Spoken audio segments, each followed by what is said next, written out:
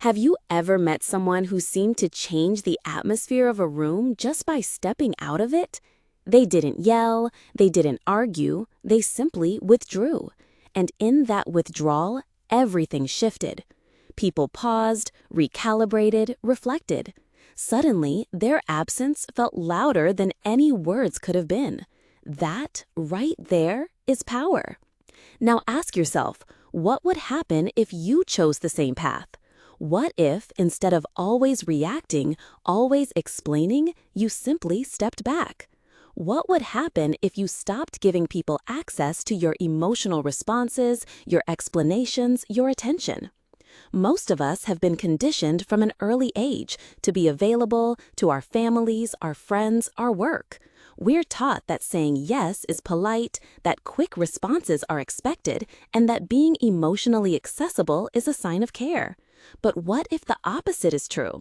What if too much availability isn't kindness but self-neglect?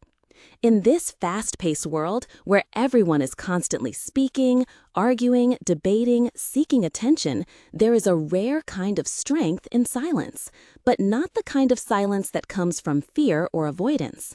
I'm talking about intentional silence, the kind that comes from self-awareness, the kind that changes dynamics. Dr. Leonard Hart, a modern psychologist inspired by Carl Jung, once said, "People don't fear your absence, they fear the mirror it places in front of their own dysfunction." It's true. When you stop reacting, those around you are forced to face themselves, and often they don't like what they see. Your silence becomes their trigger. Your absence becomes their reflection, but it's not your job to manage that. Consider this. Every time you react impulsively to criticism, to drama, to guilt, you expend emotional energy.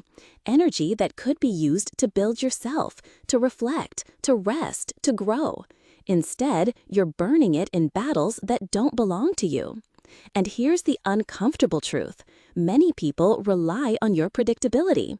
They know how to provoke you, how to make you respond, not because they're evil, but because it benefits them. As long as you're emotionally available, they have a tool, a safety net, a distraction. So, what happens when you stop being emotionally predictable, when you don't reply immediately, when you choose not to explain your every move, not to fix every emotional fire? That's when the power shifts. That's when the roles change. Let's look at a basic truth. People value what is rare. What is easily available is easily taken for granted. When you're always present, always responsive, people begin to feel entitled to your time, your energy, your peace. They don't mean to disrespect it, but they do, because you taught them it was okay. But the moment you withdraw, with intention, with clarity, everything changes. You are no longer the emotional vending machine. You become a mystery. You become a person with boundaries, and boundaries, as uncomfortable as they may be at first, command respect. Dr. Hart's studies on emotional energy showed that those who constantly overextend themselves are not more loved, they are more used. People confuse kindness with availability, but they are not the same. Being kind doesn't mean being emotionally open to everyone at all times. The mask you wear to please others, the agreeable version of you, the responsive version of you, might win you temporary affection, but it also slowly erodes your peace. Every yes that you wanted to say no to, every reply you typed when your spirit was exhausted, every moment you spent trying to prove your worth to someone who didn't care, that's energy lost. And for what? You weren't born to be everyone's emotional assistant. You were born to become yourself, fully, authentically, unapologetically. And that journey, which Carl Jung called individuation, requires solitude. It requires moments of silence, of retreat, of choosing not to engage. When you stop reacting, when you stop explaining, you're not abandoning anyone. You're finally choosing yourself. And that makes people uncomfortable. Why? Because when you stop being who they need you to be, they are forced to face who they are without you. Your unavailability disrupts their emotional dependency. Suddenly, they're left with their own feelings, their own chaos, and they don't know what to do with it. You've probably experienced this. You step away from a toxic friendship or stop answering every message right away, and suddenly you're accused of being cold, distant, or selfish. But those accusations aren't about you, they're about control. You changed the script, and now they don't know their role. Here's where real growth begins. When you learn that you don't need to justify your silence. When you learn that no is a complete sentence. When you learn that your energy is sacred. Carl Jung emphasized that psychic energy is not limitless. You must guard it like your most precious resource, because it is. And where it goes, your life goes. So start observing. What makes you react? Who drains you? Who only shows up when they need something?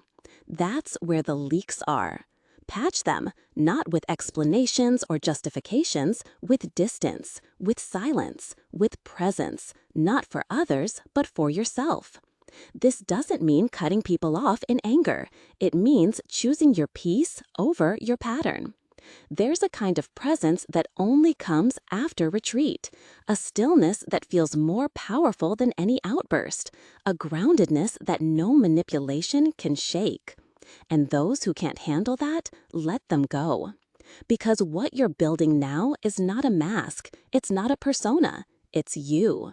You will lose people in this process, but those who remain will be the ones who love the real you, not the version you performed. And yes, it will hurt, especially at first. You will feel guilty, you'll doubt yourself, you'll wonder if you're being too harsh. But that's just the voice of old conditioning, the voice that told you love must be earned, that you must always give, explain, fix, and react. Let that voice go. Replace it with this. You are allowed to be silent. You are allowed to choose who gets access to your energy. You are allowed to be misunderstood. And above all, you are allowed to evolve. Real peace doesn't come from being liked by everyone. It comes from liking yourself when you're alone, from knowing that your time, your space, your heart are not for rent. That is the transformation. When your silence is no longer a retreat, but a declaration. When your absence is not punishment, but self-respect. When your peace becomes your loudest statement. This is where self-love becomes more than a phrase. It becomes your boundary, your compass, your filter. So here's your challenge. Practice conscious unavailability. Don't reply to every message. Don't explain every no. Don't engage with chaos. Just observe. Just breathe. Just be. And watch how the world rearranges itself around your silence. It won't be easy. But nothing sacred ever is. You will feel the discomfort of change, but soon you'll feel the clarity of peace. That is the solitude of the strong. It's not loneliness, it's alignment. It's not arrogance, it's truth. And in that space, without noise, without permission, without apology, you will meet someone powerful, yourself. So ask yourself right now, are you ready to stop being emotionally available to everyone? Are you ready to reclaim your energy? Are you ready to trade control for peace? If your answer is yes, then let this be your turning point. Let today be the moment you stop pouring yourself into empty cups. Let this silence be the loudest love letter you've ever written to yourself. Because the moment you stop being always available, you become unforgettable.